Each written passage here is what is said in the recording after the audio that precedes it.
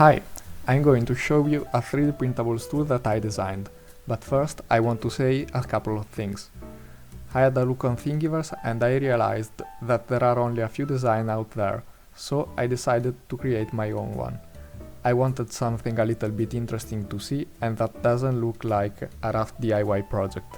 So I tried to do something with Fusion 360 and I came up with this design. I'm not a designer and I'm not an expert of Fusion, but I'm quite happy with the result.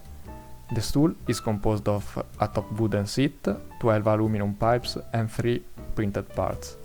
The overall cost of the stool is a little bit more than €20 or dollars, considering €15 for the aluminum parts and 500 grams of cheap PLA.